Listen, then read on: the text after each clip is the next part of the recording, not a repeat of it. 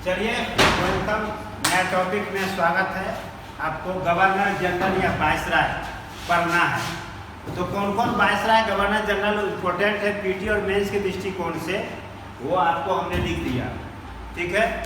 और मेंस में आपको गवर्नर जनरल पूछेगा भी तो पिछले सी में 5, 6 और ये 5, 6 और ये, अगर और पूछेगा तो लॉर्ड इरविन के बारे में पूछ सकता है, इरविन, ठीक है, अगर पूछने का होगा तो। लेकिन लघु टिप्पणी ही पूछेगा, गवर्नर जनरल से पर्सनल लॉ नहीं पूछेंगे। क्या पूछेगा? लघु टिप्पणी। किसी भी गवर्नर जनरल को पढ़ना है तो इस आयाम से पढ़ना है, नोट्स बनाना है। कोई जरूरी नहीं है कि हर एक गवर्नर जनरल कितना टोटल काम किया होगा, लेकिन इतने में किया होगा। पहले इधर अर्चना, इधर समझ लो। तब कोई भी गवर्नर जनरल या वायसराय, कोई जरूरी नहीं है कि 1 से 14 तक वो काम किया होगा। सब है, हो सकता है कि इतना में कोई 5 को किया हो, कोई सैन्य सुधार किया हो तो कोई सैन्य सुधार नहीं किया होगा। समझ रहे हो ना? लेकिन गवर्नर जनरल को पढ़ना है तो तुमको इतना आयाम में नोट्स बनाना है, लुसेंट से या कोई किताब, कि अगर मान लीजिए लॉर्ड क्लाइव, तो क्या लॉर्ड क्लाइव ने प्रशासनिक सुधार किया कि नहीं, राजकोषीय सुधार में उसका क्या है, तो राजकोषीय सुधार में उसको क्या है, उसने द्वैत शासन प्रणाली लाया, उसके अंतर्गत उप दीवान का नियुक्ति किया था। क्या था ना? हाँ, ठीक है। वारेन हेस्टिंग्स में तो मुर्शिदाबाद से राजकोष कहाँ लाया? कलकत्ता लाया था ना। साथ ही वो ठेकेदारी व्यवस्था लाया ना राजकोषीय नीति में के अंतर्गत। कॉर्नवालिस का राजकोषीय नीति में उसने अस्थायी बंदोबस्त लाया। यहाँ इतने लिखना है, अस्थायी बंदोबस्त ये था, वो डिफाइन नहीं करना। राजकोषीय सुधार में वो कौन नीति लाया, वो नीति के अंतर्गत क्या क्या था ये नहीं लिखना, कौन नीति लाया, बस इतने लिखना है कार्य में, ठीक है। समझ रहे हो ना? जैसे मान लो कि शिक्षा सुधार में तो डलहौजी के काल में कौन आयोग आया था? Wood dispatch. तो सीधा लिखना है शिक्षा का सुधार है तो उसने एक आयोग का गठन किया था जो वुड डिस्पैच आयोग के नाम से जाना जाता है। लॉर्ड विलियम बेंटिंक के काल में शिक्षा सुधार में मैकाले आयोग का गठन किया था। क्लियर है? समझ में आ रहा है क्या लिखना? मैकाले आयोग क्या है, वुड डिस्पैच आयोग क्या है, उसने क्या क्या सुधार दिया ये नहीं लिखना। अब समझ में आ रहा है? लुसेंट को देख के बढ़िया से और उसको इस ढांचा में क्या करना, सजा देना। लिखना है 1 नंबर प्रशासनिक सुधार। प्रशासनिक सुधार में क्या क्या किया, कर्मचारियों को क्या किया, कोई वेतन वृद्धि किया, कोई वेतन घटा दिया, कोई कहा भ्रष्टाचार में लिप्त नहीं रहेगा, कोई उपहार नहीं लेगा, कोई व्यापार नहीं करेगा। ये क्या है? प्रशासनिक सुधार। समझ में आ रहा है? हाँ, बन जाएगा ना। अगर ये कमांड तो पीटी कमांड और मेंस कमांड बन जाएगा। कोई चोरी करके नहीं बनाएगा, सबको हम बढ़िया से देखेंगे। ये बता दे रहा हूँ, जिसका मिलेगा एक दूसरे का हम समझ जाएंगे कि चोरी किया। खास करके यहाँ संभावना ज्यादा बनता है, उधर दोनों संभावना, ये दोनों संभावना, वो दोनों संभावना, इधर भी संभावना है, तुम्हारा भी संभावना है, तुम्हारा त्रिपक्षीय संभावना। इसलिए अगर मिला तो फिर समझ जाना, सब अपना अपना चिंतन करेगा। लुसेंट में ही लिखा हुआ इसका उत्तर, बस लुसेंट को समा जहां। लेकिन एक बार गूगल पे जरूर जाना है कि भाई लॉर्ड रिटन, तो लॉर्ड रिटन का शैक्षणिक सुधार जो कुछ किया कि नहीं, कोई 2 बात तो मिल जाएगा।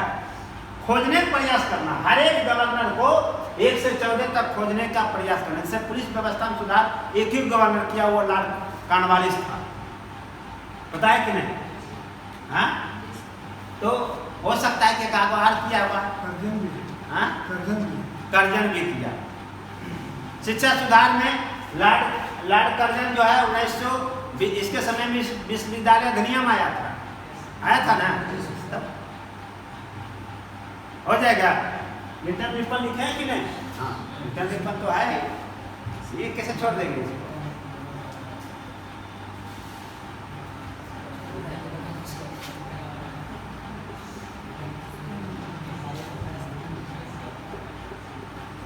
सैनिकों में सुधार,